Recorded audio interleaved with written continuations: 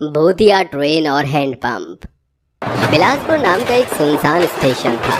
करीब 11 बजे वहाँ एक ट्रेन आकर रुकती है। उस ट्रेन में से पकिया बाहर आकर पानी पीने के हैंडपंप के पास जाता है। वो हैंडपंप बेहद पुराना और जाम था। पकिया जोर से उस हैंडपंप को चलाता है कि पानी आने लगता है, जिसे पीकर वो कहता है, पंडित परिवार से था। वो उस हैंडपंप का पानी पीने वाला था कि उसे आवाज आती है, अगर तुम्हें हमारी आवाज आ रही हो तो इस भूतिया हैंडपंप का पानी मत पीना। आखिर चक्कर क्या है? इस हैंडपंप से आवाज क्यों आ रही है? तभी एक बच्ची उस हैंडपंप को चलाकर पानी पीते ही गायब हो जाती है और हैंडपंप भी अपने आप चलने लगता है। इस बुद्धि को सुलझाने के लिए विहान भी उस हैंडपंप के पानी को पीता है, मगर गटकता नहीं है। तभी वो बच्ची के साथ उसी भूतिया ट्रेन में पहुंच जाता है। अरे आखिर ये दोनों भी हमारी भूतिया ट्रेन में आ ही गए। भूत भूत चुड़ैल, मुझे मम्मी के पास जाना है, मुझे मम्मी के पास जाना है। लगता है ये चुड़ैल और भूत की कोई साजिश है लोगों को गायब करने की। मैं इस पानी को अभी गटकूंगा नहीं, कुछ देर बाद उगल दूंगा। अरे मुंह क्यों फुला रखा है? बीवी से गुस्सा होकर आया है क्या? तभी विहान डरकर बिना कुछ बोले मुंडी हिलाता है। लगता है तू कोई गूंगा है। इतने में चुड़ैल उन दोनों को भी उसी हैंडपंप की जमीन में भेज देती है, जहां इतने सारे लोगों को देखकर विहान हैरानी में आ जाता है और इशारों में बात करने की कोशिश करता है। अरे हमारी मदद करो, हमें बचाओ, पानी पीकर हम यहाँ आ गए हैं। डरिए मत। जैसे ही विहान उस पानी को बाहर उगलता है तो वो वापस उसी हैंडपंप के पास पहुंच जाता है। हे भगवान, ये कैसी मुसीबत है? यहाँ कुछ लोग इस हैंडपंप के नीचे हैं। मुझे पता लगाने के लिए उन चुड़ैल और भूत के पास फिर से जाना होगा। विहान 24 घंटे सोचता है, जिसके बाद वो निश्चय करता है कि गंगा जल के लिए उन भूत और चुड़ैल के पास जाएगा। तभी वो हैंडपंप में कहता है, तुम सब चिंता मत करो, मैं तुम्हें बचा लूंगा। तुमने सुना? लगता है ये वही आदमी था जो हमें बचाने के लिए यहाँ आया था। शुक्र है भगवान का। बेटा अब तुम भी मत रो, हम बाहर आने वाले हैं। विहान फिर से उस पानी को पीता है, जिसे पीते ही वो भूत और चुड़ैल की भूतिया ट्रेन में आ जाता है और मंत्रों का जाप करता है। अरे तू यहाँ फिर से कैसे आ सकता है? तेरे को तो हमने भेज दिया था ना।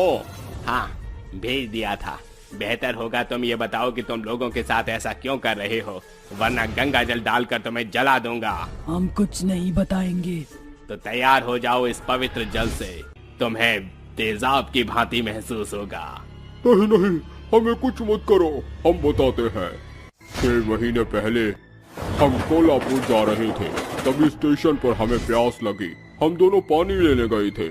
उसी हैंडपंप से 2 गुंडे किसी औरत का सामान चोरी कर रहे थे। हम दोनों ने उन्हें मना करते हैं तो वो दोनों गुंडे हमसे लड़कर हमारा सर हैंडपंप में जोर से मारते हैं, जिससे हमारा सर बहुत चोटिल हो जाता है और खून निकलने लगता है।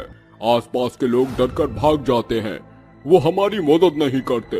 हम पुकारते रहते हैं कि बचाओ बचाओ, पर कोई हमारी नहीं सुनता। हम मरने के बाद भूत और चुड़ैल बनकर कहते हैं, इन लोगों ने हमारी मदद नहीं करी ना, अब हम इस ट्रेन को और हैंडपंप को भूतिया बना देंगे। इसलिए हम लोगों से बदला लेने के लिए उन्हें पानी के जरिए हैंडपंप से बुलाते हैं और इधर ही नीचे छोड़ देते हैं। बहुत हो गया, अब तुम्हारा। उन लोगों को रिहा करो। बिल्कुल नहीं। ये कहते ही चुड़ैल उस पर अपनी शक्ति का ऐसा प्रयोग करती है कि वो उछलकर ट्रेन से बाहर चला जाता है और घायल होकर कहता है, हे भगवान, मैं उन लोगों के कैसे बचाऊं? अरे हाँ, मुझे उधर जाना चाहिए। विहान को उस वक्त कुछ ऐसा एहसास होता है कि वो भागकर उस हैंडपंप के पास जाता है और उसे हर जगह से देखने लगता है। कहाँ है, कहाँ है? कोई तो धब्बा होगा इधर।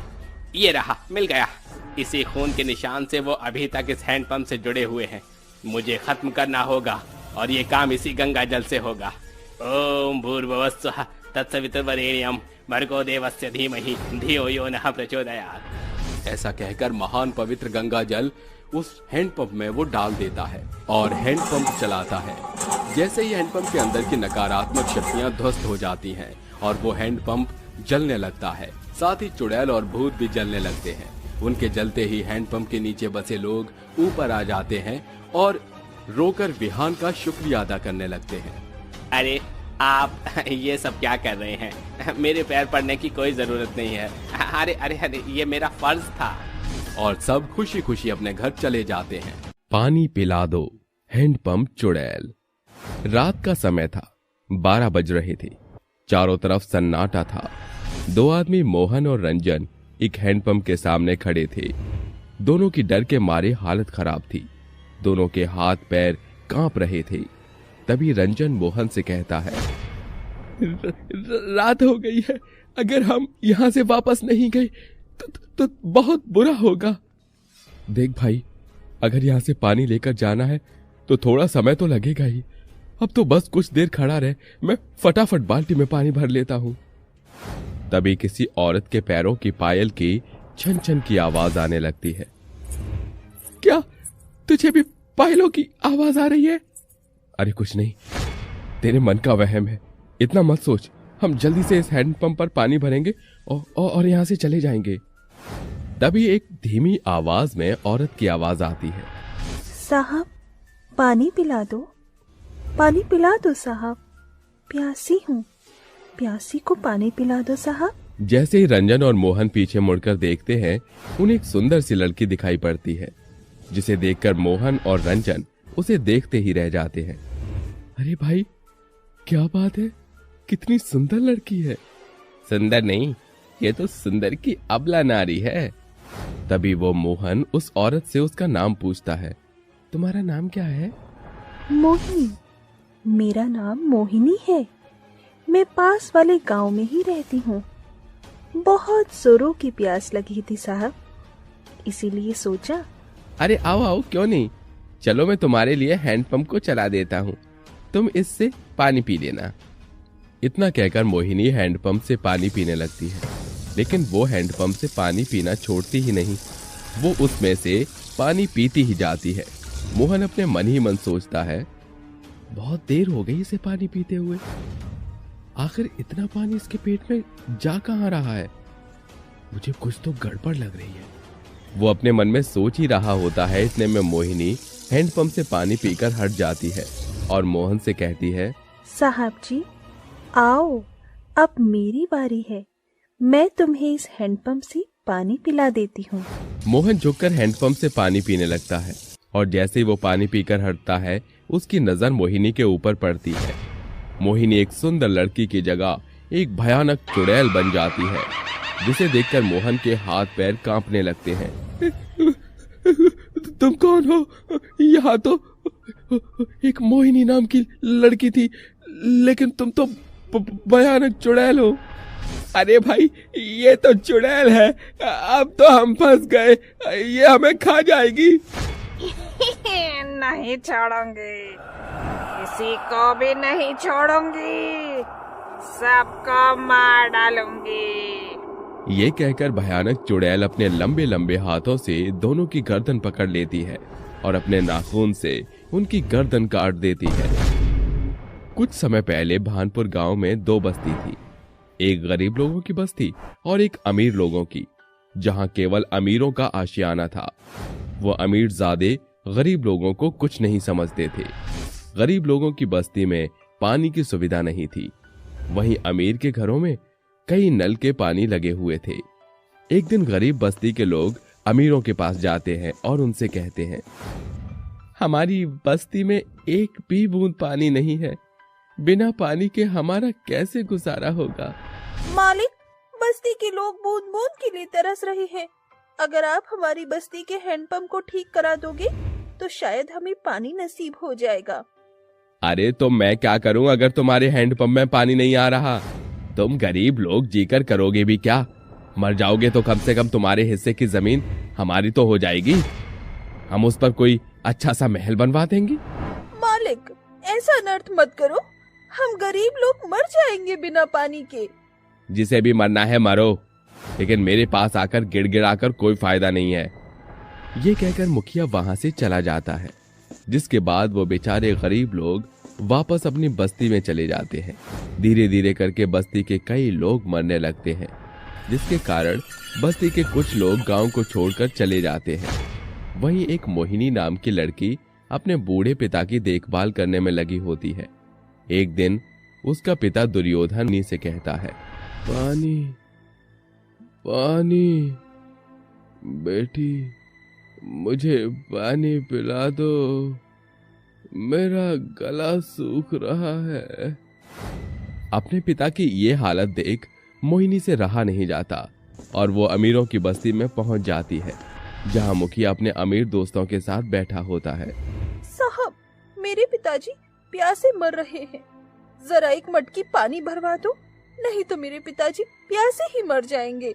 मोहिनी बहुत सुंदर और खूबसूरत होती है, जिसे देखकर वहां बैठे हर एक आदमी का उसके ऊपर दिल आ जाता है। और तभी मुखिया उससे कहता है, पानी अंदर के कमरे में है, तुम जाओ और जाकर अंदर से अपनी मटकी भर सकती हो। साहब, आपका बहुत उपकार होगा। मोहिनी अंदर कमरे में जाती है तो वो देखती है कि वहां पानी नहीं होता। जैसे वो कमरे से बाहर आने वाली होती है, इतने में वो सभी आदमी कमरे के अंदर आ जाते हैं और अंदर से कुंडी लगा लेते हैं। साहब, कुंडी क्यों लगा दी? मैं अपने घर जा रही हूँ, यहाँ तो पानी है ही नहीं। अरे ऐसे कैसे जाने दे तुझे, अभी तो तुझसे हमें बहुत काम है। आज की रात तो तू हमारी रंगीन करेगी। इसके बाद मुखिया और उसके साथी मिलकर मोहिनी के साथ बहुत गलत काम करते हैं, जिसके बाद मोहिनी मर जाती है और मरकर एक भयानक चुड़ैल बन जाती है। वहीं दूसरी तरफ मोहिनी के पिता दुर्योधन की मृत्यु हो जाती है, जिसके बाद चुड़ैल बदले की आग में जलने लगती है। नहीं छोड़ूंगी, इन अमीरजादों को नहीं छोड़ूंगी, सबको मार दूंगी, खत्म कर दूंगी सबको। उस दिन के बाद अमीरों के घर पानी की टोंटियों से पानी की जगह खून निकलने लगता है, जिसके बाद अमीरों की बस्ती के सभी लोग बहुत घबरा जाते हैं और वो लोग भी पानी के लिए तरसने लगते हैं। अरे ये कैसे हो सकता है, यहाँ तो पानी की जगह खून निकल रहा है। लगता है कुछ बहुत अनर्थ होने वाला है। ये सब देख कुछ अमीरजादे अमीरों की बस्ती को छोड़कर शहर चले जाते हैं और जो रह जाते हैं उन्हें मोहिनी चुड़ैल एक एक करके मारने लगती है। वहीं दूसरी तरफ गरीबों की बस्ती में हैंडपंप पर पानी आना शुरू हो जाता है। जो भी प्यासा मर रहा होता है वो जान की परवाह किए बिना गरीब लोगों की बस्ती में जाकर हैंडपंप से पानी पीने लगता है, जिसके बाद मोहिनी उन्हें पानी पिलाती है और उनके बाद उन्हें मार देती है। अब मेरा बदला तब पूरा होगा जब मैं उस मुखिया को मार दूंगी जिसने मेरे साथ ऐसा किया। जब चुड़ैल मुखिया को मारने के लिए जाती है तो वहाँ मुखिया ने पहले से ही एक बहुत बड़ी तांत्रिक बाबा को बुलाया हुआ होता है। बहुत हो गया तेरा, लेकिन अब तू और किसी की जान नहीं लेगी, क्योंकि तू इन मासूमों को सता रही है। चली जा यहाँ से और दोबारा लौटकर मत आना। नहीं जाऊंगी, इस मुखिया को जब तक नहीं मारूंगी तब तक कहीं नहीं जाऊंगी। सीधी तरह चली जा, नहीं तो तू जानती है मैं क्या कर सकता हूँ। ये कहकर तांत्रिक बाबा अपने मन में मंत्र पढ़ने लगते हैं, जिसके बाद चुड़ैल जोरों से चिल्लाने लगती है। तांत्रिक, छोड़ दे मुझे, तू मुझे जानता नहीं है, मैं तुझे आखिरी मौका दे रही हूँ, मुझे मेरा बदला पूरा करने दे। तांत्रिक अपने मंत्र पढ़ते पढ़ते चुड़ैल के ऊपर पवित्र गंगा जल डाल देते हैं, जिसके बाद चुड़ैल का शरीर जलने लगता है और चुड़ैल जलकर मर जाती है, जिसके बाद गांव वालों को चुड़ैल से हमेशा हमेशा के लिए छुटकारा मिल जाता है। इंसानों को गुड़िया बनाने वाली चुड़ैल। जंगल में एक आदमी अपनी जान बचाने के लिए भाग रहा होता है कि तभी सामने से चुड़ैल आती है और अपने जादू से उसे गुड़िया बनाकर अपने साथ ले जाती है। ऐसे ही एक रात नंदिनी हॉल में किताब पढ़ रही होती है, तभी पीछे से उसे आवाज आती है, नंदिनी, नंदिनी, नंदिनी। तभी नंदिनी पीछे पलटकर देखती है, लेकिन वहां कोई नहीं होता, जिसके बाद नंदिनी फिर से किताब पढ़ने लगती है। तभी एक और बार उसके कानों में आवाज आती है, नंदिनी, नंदिनी। लेकिन इस बार वो आवाज काफी जोर जोर से आ रही होती है। तभी नंदिनी पीछे पलटकर देखती है तो वहां उसे एक चुड़ैल नजर आती है। चुड़ैल को देखकर नंदिनी बहुत ज्यादा डर जाती है। डर के मारे उसके माथे से पसीना टपकने लगता है। तभी डरते हुए नंदिनी बोलती है, कौन हो तुम? तुम्हारी मौत। इतना बोलते ही चुड़ैल नंदिनी को भी अपनी जादू से गुड़िया बना देती है और उसे अपने साथ ले जाती है। इस हादसे को कुछ दिन बीत जाते हैं और फिर एक रात रुद्र और रजत बात करते हुए जंगल के रास्ते से अपने घर जा रहे होते हैं। तभी रुद्र बोलता है, यार रजत, रात के समय हमें जंगल में नहीं जाना चाहिए। मैंने सुना है रात के समय जंगल में बुरी आत्माएं भटकती हैं। मुझे तो बहुत डर लग रहा है भाई, जल्दी यहाँ से निकलते हैं। यार ये सब सिर्फ कहानियां हैं। आज के समय में आत्मा और भूत कुछ नहीं होते। तभी अचानक से उन दोनों के सामने चुड़ैल आकर कहती है, तो क्या मैं झूठ हूँ? चुड़ैल को देखकर उन दोनों के होश उड़ जाते हैं और डर से दोनों थर थर कांपने लगते हैं। तभी अपने कंप कपाते होठों से रजत बोलता है, चुड़ैल, ये तो सचमुच की चुड़ैल है। चल भाग रजत यहाँ से, नहीं तो ये चुड़ैल हमें यहीं मार डालेगी। जिसके बाद दोनों वहां से भागने लगते हैं। उन दोनों को भागता देख चुड़ैल को बहुत ज्यादा गुस्सा आता है और वो दौड़कर उन्हें पकड़ लेती है और पटक पटक कर मारते हुए बोलती है, बहुत भगाया है तुम दोनों ने मुझे, अब देखो मैं कैसे तुम्हें कुत्ते की मौत मारती हूँ। इतना बोलते ही चुड़ैल उन दोनों का गला दबाकर उन्हें मार डालती है। ऐसे ही हर रात चुड़ैल गांव में लोगों को मारती या फिर उन्हें गुड़िया बनाकर अपने साथ ले जाती। ऐसे ही एक रात की बात है। उस रात डॉक्टर अवनी एक मरीज को देख के कार से अपने घर वापस जा रही होती है कि तभी उसे अपनी कार के पीछे की सीट पर एक लड़की घूंघट में बैठी दिखाई देती है। उसे देखकर अवनी बोलती है, कौन हो तुम और मेरी कार में क्या कर रही हो? अवनी के इतना बोलते ही चुड़ैल का घूंघट पीछे उड़ जाता है और वो हंसते हुए चुड़ैल बनकर बोलती है, मैं एक चुड़ैल हूँ और तुझे गुड़िया बनाने आई हूँ। चुड़ैल को देखकर पहले तो अवनी सहम जाती है, लेकिन हिम्मत करके बोलती है, तुम मुझे गुड़िया क्यों बनाना चाहती हो? तुम्हें ऐसा करके क्या मिलेगा? सुकून, खुशी, जो तुम लोगों ने मुझसे छीन लिया था और अब मैं तुम लोगों से छीन रही हूँ। किसने छीना था तुमसे तुम्हारी खुशियाँ? बताओ मुझे। तुमने पूछा है तो मैं तुम्हें जरूर बताऊंगी, तो सुनो मेरी आप बीती। विलासपुर गांव में त्रिशिका अपनी 5 साल की बहन प्राची के साथ रहती थी। उनके माता पिता का 2 वर्ष पहले ही एक कार एक्सीडेंट में देहांत हो गया था, जिसके बाद प्राची की जिम्मेदारी त्रिशिका के कंधों पर आ गई थी। जिम्मेदारियों को निभाने के लिए त्रिशिका खेतों में काम करने लगती है और उन्हीं पैसों से अपना घर का खर्चा चलाने लगती है। ऐसे ही एक शाम त्रिशिका प्राची के घर बाजार जाती है, जहां प्राची एक गुड़िया को देखकर बोलती है, दीदी दीदी, वो देखो, वो गुड़िया कितनी सुंदर है ना, आप मुझे वो गुड़िया दिला दो ना। प्राची, इस वक्त मेरे पास बिल्कुल भी पैसे नहीं हैं, तुम कुछ दिन रुक जाओ, फिर मैं तुम्हें इससे भी अच्छी गुड़िया ला कर दूंगी। ठीक है दीदी, फिर मुझे ये गुड़िया नहीं चाहिए। जिसके बाद वो दोनों घर आते हैं और खाना खाकर सो जाते हैं। अगले दिन सुबह त्रिशिका फिर से खेतों में काम करने के लिए चली जाती है और काम करके जब शाम को घर वापस लौट रही होती है, तभी उसे रास्ते में जमीन पर पड़ी एक गुड़िया दिखती है और त्रिशिका उसे हाथ में उठाकर बोलती है, कितनी सुंदर गुड़िया है ये, इसे ले जाकर मैं प्राची को दे दूंगी, वो खुश हो जाएगी। जिसके बाद त्रिशिका वो गुड़िया लेकर घर आती है और प्राची को दे देती है। गुड़िया देखकर प्राची बहुत खुश होती है और गुड़िया के साथ खेलने लगती है। वहीं दूसरी तरफ गांव का सबसे अमीर आदमी पुष्पेंद्र रॉय अपने 2 नौकरों भीमा और हरिया से बोलता है, मेरी तारा बेटी की गुड़िया किसी ने चोरी कर ली है। वो गुड़िया बहुत कीमती है, तुम दोनों जल्द से जल्द वो गुड़िया ढूंढ कर लाओ, नहीं तो मैं तुम दोनों को नौकरी से निकाल दूंगा। ठीक है मालिक। जिसके बाद भीमा और हरिया जाकर पूरे गांव में तारा की गुड़िया ढूंढने लगते हैं। तभी वो देखते हैं कि प्राची उस गुड़िया के साथ खेल रही है। ये देख वो दोनों उसके पास जाते हैं।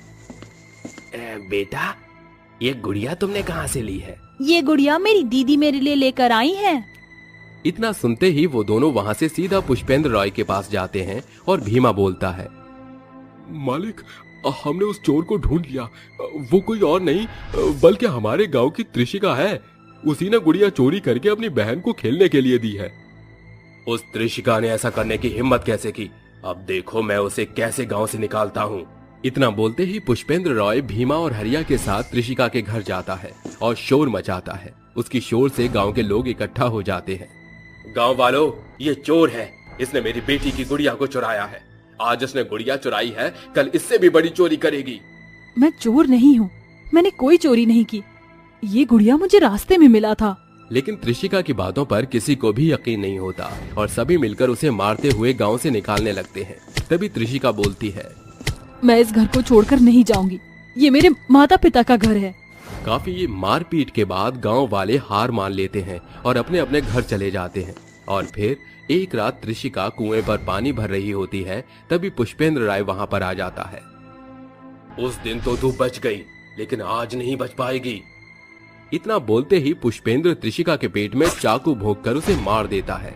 मैं बेकसूर थी, लेकिन फिर भी उन लोगों ने मुझ पर झूठा चोरी का इल्जाम लगाकर पहले तो मुझे गांव से निकालने की कोशिश की, और जब मैं नहीं निकली तो मुझे बेरहमी से मारकर मेरी बहन से अलग कर दिया।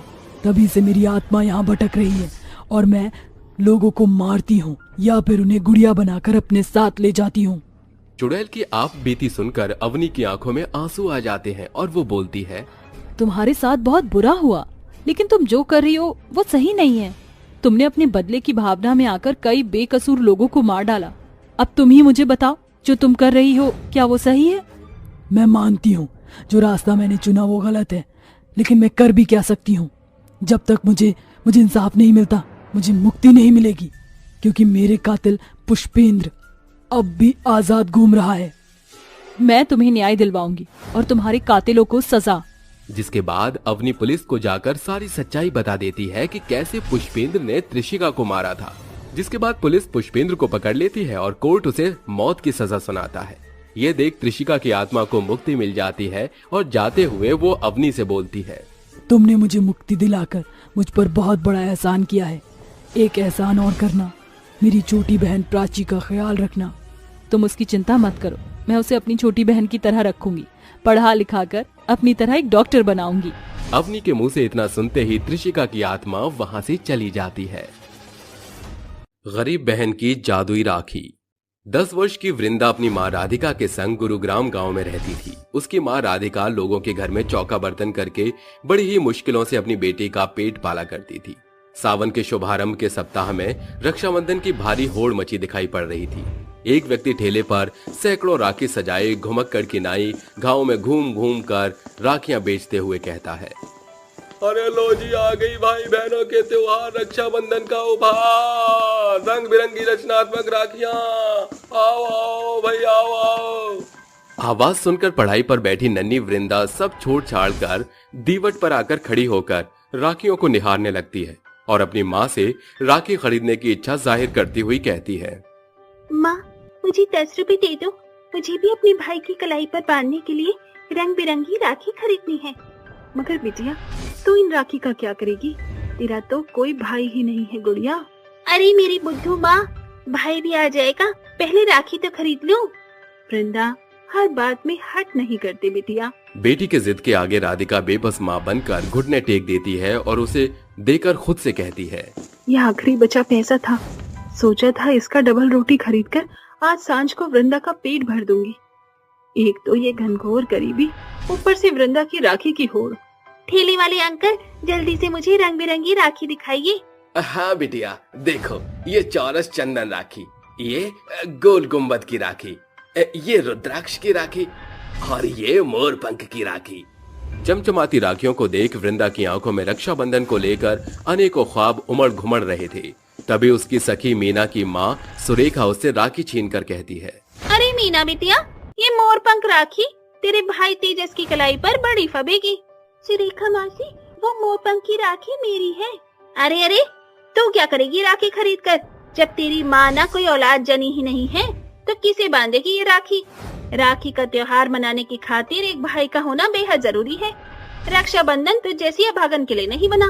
चल भाग यहाँ से, एक मिठाई का मोल चुकाने के पैसे तो पड़े नहीं। चली है राखी मनाने गरीब फकीर। वृंदा राखी के पैसे देकर घर आ जाती है और ढहकती हुई कहती है, तो क्या हुआ जो मैं गरीब बहन हूँ, इस साल में गरीब बहन बड़े आनंद से राखी का त्योहार मनाएगी। वो जमीन में नजरें गड़ाए आंसू बहाने लगती है। उसके आंसू लगातार मिट्टी को भिगोए जा रहे थे। फिर वो मिट्टी को जमा करके अपने नन्हे हाथों से एक मन भावने मूर्ति की रचना करके उसे अपने भाई का नाम देती है।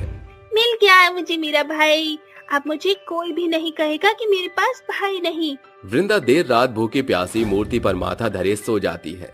राखी के रोज उसके कानों में गीतों की आवाज गूंज उठती है। वो उठकर राखी की आधी अधूरी थाली सजाकर मूर्ति की हथेली पर राखी बांधकर कहती है, बहना ने भाई की कलाई पर प्यार बांधा है, रेशम की डोर से संसार बांधा है।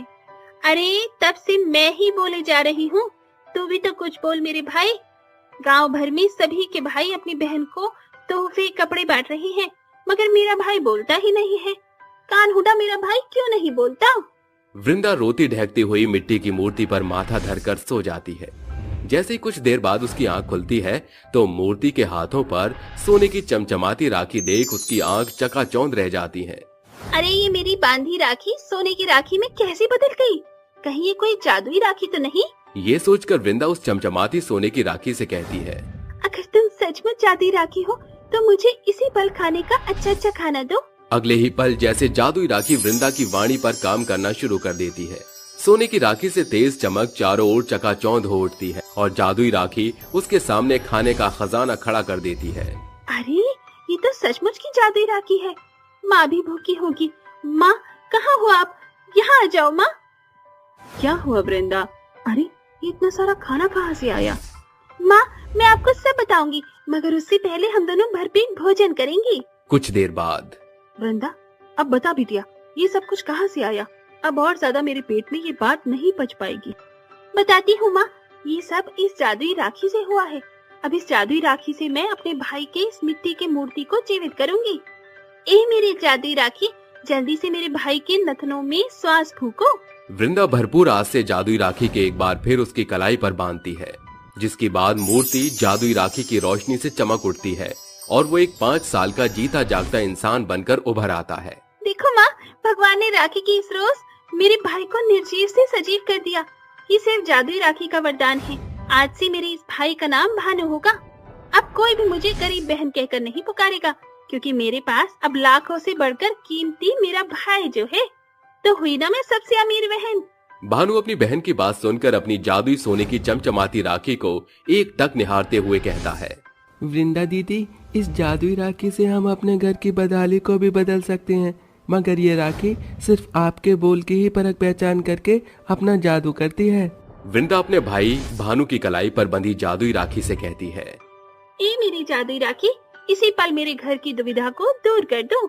एक बार फिर जादुई राखी वृंदा की वाणी सुनकर अपनी चकाचौंध चमक से पूरे घर को अपने आगोश में लेकर घर के रुख को बखूबी बदल कर रख देती है, जिसे देख राधिका भौचक्की रह जाती है।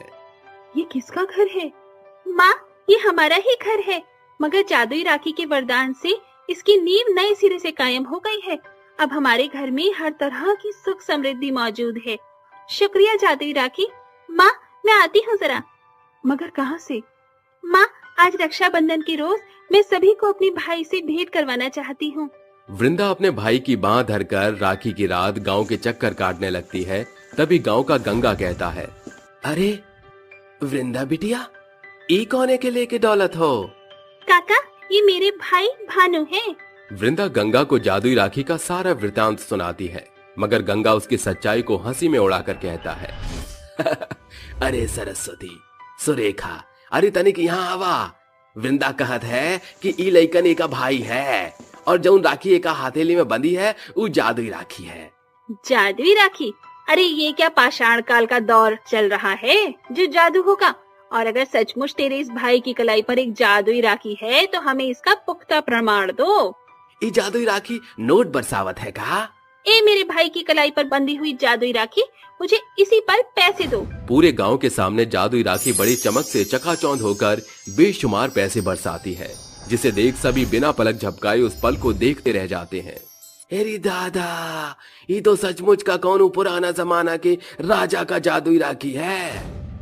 सभी एकाएक राखी के त्योहार की रात जादुई राखी से भरसक मदद मांगते हैं। इस तरह वृंदा जादुई राखी का आभार प्रकट करती है और अंत में सुरेखा कहती है, वृंदा बिटिया, मैंने तुझे गरीब अभागन बहन कहा, मगर तू न सिर्फ अपने भाई की खातिर बल्कि इस गांव की खातिर भी बड़ी भाग्यशाली निकली। आज तेरे इस जादुई राखी से हमारे जीवन की दशा का रुख बदल गया। राखी की ये रौनक का श्रेय सिर्फ तुझे और तेरी जादुई राखी को जाता है। शुक्रिया काकी, सारी बड़ाई की हकदार केवल मेरी ये जादुई राखी है, जिसके चलते न सिर्फ मुझ अभागन बहन के भाग्य में भाई आया, बल्कि मेरे घर बार की घनघोर गरीबी भी रक्षाबंधन के इस रोज दूर हो गई। इसी के साथ गरीब बहन की जादुई राखी की ये कहानी होती है यहीं खत्म। रात के तकरीबन 8 बज रहे थे। सड़कें एकदम सुनसान थीं। उस वक्त हरिया अपने काम पर से घर लौट रहा था कि तभी वो अपने थैले में हाथ डालता है और पैसों की गड्डी को हाथ में लेकर खुशी से हंसकर बोलता है, अरे क्या बात है, आज तो मुझे इतने पैसे मिले हैं और मालिक ने ऊपर से मेहरबान होकर मुझे एक्स्ट्रा पैसे भी दे दिए। आज तो सरला इन पैसों को देखकर खुश हो जाएगी। ये कहकर वो लगातार चलने लगता है कि तभी उसे अपनी पीछे किसी के चलने के कदमों की आहट महसूस होती है और तभी वो पीछे मुड़कर देखता है, लेकिन उसे वहां कोई नजर नहीं आता। तभी वो कहता है, लगता है कोई चोर लुटेरे मेरे पीछे पड़े हुए हैं, मुझे जल्दी जल्दी चलना चाहिए। इतना कहकर वो फिर से जल्दी जल्दी चलने लगता है। तभी अचानक से उसके सामने एक चुड़ैल आकर खड़ी हो जाती है और उससे कहती है, चोर लुटेरे से नहीं, तेरा पाला एक चुड़ैल से पड़ा है और अब मैं तुझे जान से मारने वाली हूँ। हरिया अपने सामने चुड़ैल को देख और उसकी बातें सुनकर बहुत ज्यादा डर जाता है और डरते हुए उससे कहता है, छोड़ दो मुझे, मत मारो, मैंने तुम्हारा क्या बिगाड़ा है। हरिया चुड़ैल के सामने बहुत रोता गिड़गिड़ाता है, लेकिन उसे चुड़ैल मार देती है और उसकी मुंडी काट उसके शरीर के 2 टुकड़े कर देती है और वो सारा पैसा उठा लेती है और ले जाकर एक घर के बाहर दरवाजे पर रख देती है और दरवाजा खटखटाकर चली जाती है। तभी अशोक दरवाजा खोलता है और देखता है कि उसके दरवाजे पर बहुत सारे पैसे रखे हुए हैं, जिसे देखकर वो अपनी पत्नी गीता को आवाज देता है, गीता जल्दी इधर आओ, देखो किसी ने हमारे दरवाजे पर बहुत सारा पैसा रख दिया है। तभी गीता वहां पर आती है और वो ये सब देख अपने पति अशोक से कहती है, ये इतने सारे पैसे कौन यहाँ रखकर चला गया है? ये तो मुझे नहीं पता, पर शायद कोई भलाई इंसान होगा जिसने हमारी मदद की है। शायद आप सही कह रहे हैं। वैसे भी हम दोनों ने 2 दिनों से कुछ नहीं खाया और घर में एक अनाज का दाना भी नहीं है। अब इन पैसों से हम कल अनाज खरीद लाएंगे। इतना बोलकर दोनों भगवान को धन्यवाद करते हैं और जाकर सो जाते हैं। अगले दिन सुबह हरिया की लाश गांव वालों को मिलती है, जिसे देख गांव वाले बहुत ज्यादा डर जाते हैं और उसकी मौत की खबर पूरे गांव में फैल जाती है। और फिर ऐसे ही हर रात चुड़ैल लोगों को मारती है और उनका पैसा और खाना लाकर अशोक और गीता के घर बाहर रख देती है और वहां से चली जाती है। एक बार फिर से गांव में 2 आदमी बात करते हुए अपने घर की तरफ जा रहे थे। तुम्हें पता है रमेश, मैंने अशोक को बहुत सारे पैसों के साथ बाजार जाते हुए देखा। मुझे ये समझ में नहीं आ रहा उसके पास इतने पैसे कहां से आए। क्या तुम सच कह रहे हो? अभी कुछ दिनों पहले तो उसके खाने के भी लाले पड़े थे, अचानक से उसके पास इतने पैसे कहां से आ गए?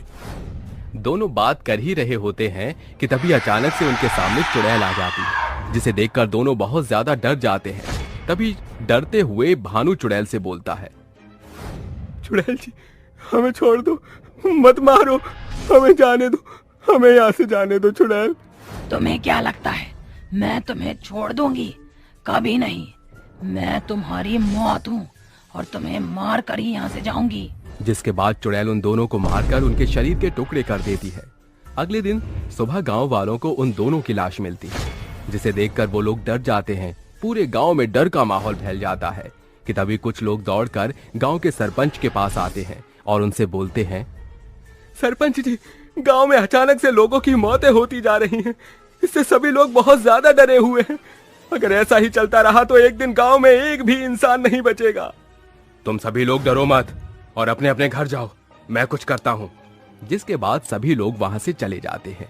तभी सरपंच मन ही मन सोचता है, शायद गांव के लोगों को कोई प्रेत आत्मा मार रही है। मुझे अपने गांव के लोगों को उससे बचाना होगा। इतना बोलकर सरपंच एक तांत्रिक बाबा के पास जाते हैं और उनसे बोलते हैं, बाबा, कुछ दिनों से हमारे गांव में लोगों की मौतें होती जा रही हैं और मुझे इन मौत के पीछे किसी प्रेत आत्माओं का हाथ लग रहा है। कृपा करके हमारी मदद करिए और हमारे गांव को उससे मुक्ति दिलाइए। तुम चिंता मत करो बेटा, मैं तुम्हारी मदद शीघ्र करता हूँ। इतना बोलकर बाबा अपनी आंखें बंद कर ध्यान लगाते हैं और थोड़ी देर बाद आंखें खोलकर सरपंच से बोलते हैं, तुम्हारे गांव के लोगों को एक चुड़ैल मार रही है जो कि गीता और अशोक की बेटी है। साहूकारों ने उसकी जमीन को जबरदस्ती जब्त कर लिया था, जिसकी वजह से वो लोग पाई पाई के मोहताज हो गए थे। उसी बीच उनकी बेटी की तबीयत खराब हो गई थी और पैसा न होने की वजह से उसका इलाज नहीं हुआ और उसकी मौत हो गई। उसके बूढ़े माँ बाप ने गांव के बहुत से लोगों से मदद मांगी, लेकिन किसी ने भी उसकी मदद नहीं की। इसलिए अब वो तुम लोगों से अपनी मौत और अत्याचार का बदला ले रही है। तांत्रिक बाबा की बात सुनकर सरपंच उनसे विनती करते हुए बोलता है, बाबा, हम मानते हैं कि हम गांव वालों से गलती हुई है, लेकिन आप इस समस्या का समाधान निकालिए और उस चुड़ैल से हम सबकी जान बचाइए। बाबा, हम दोबारा फिर कभी ऐसी गलती नहीं करेंगे। तभी तांत्रिक बाबा सरपंच से बोलते हैं, मैंने इसके लिए एक उपाय निकाला है, लेकिन इस विधि को करने से पहले उस चुड़ैल के बूढ़े माँ बाप को यहां लेकर आना होगा, तभी इस पूजा को शुरू किया जाएगा। जिसके बाद गांव का सरपंच चुड़ैल के बूढ़े माँ बाप को लेकर तांत्रिक बाबा के पास आ जाता है और तभी तांत्रिक बाबा यज्ञ के आग में घी डालकर मंत्र पढ़ना शुरू कर देते हैं। ओम ह्रीं क्लीं चामुंडाय विच्चे नमः। मंत्र की आवाज सुनकर चुड़ैल वहां प्रकट हो जाती है और गुस्से में तांत्रिक से बोलती है, बता तांत्रिक, तूने मुझे यहाँ क्यों बुलाया है? तूने मुझे यहाँ बुलाकर बहुत ही बड़ी गलती कर दी है। अब तू भी इन गांव वालों के साथ मारा जाएगा। मैं मानता हूँ साहूकार ने तेरे परिवार के साथ बहुत गलत किया, जिसका बदला तूने उन्हें और बहुत से लोगों को मारकर ले लिया है। अब तू इन बेकसूर लोगों को मत मार और यहाँ से अपनी दुनिया में वापस चली जा। नहीं, मैं यहाँ से कहीं नहीं जाऊंगी। इस पूरे गांव के लोगों को मारकर इस गांव को शमशान बना दूंगी और तू मेरे मामले में मत पड़ तांत्रिक। तेरी भलाई इसी में है कि तू चुपचाप यहाँ से चला जा। चुड़ैल ये सब बोल ही रही होती है कि तभी उसकी नजर उसके माँ बाप पर जाती है, जिसे देखकर वो चुप हो जाती है। तभी उसके माँ बाप उससे बोलते हैं, हमें पता चल गया है बेटी, वो तू ही थी जो इतने समय से हमारी मदद कर रही थी, कभी पैसों से तो कभी खानों से। लेकिन अब तू अपनी दुनिया में वापस चली जा, तभी तुझे मुक्ति मिलेगी। इनके कामों की सजा खुद इन्हें भगवान दे देंगे बेटा, तू इन्हें मारकर अपने हाथ मैले मत कर। माँ बाप की बात सुनकर चुड़ैल को एहसास हो जाता है कि वो जो कर रही थी वो गलत है, जिसके बाद वो उन सभी से माफी मांगकर वहां से गायब हो जाती है। इसके साथ ही गांव चुड़ैल के आतंक से मुक्त हो जाता है।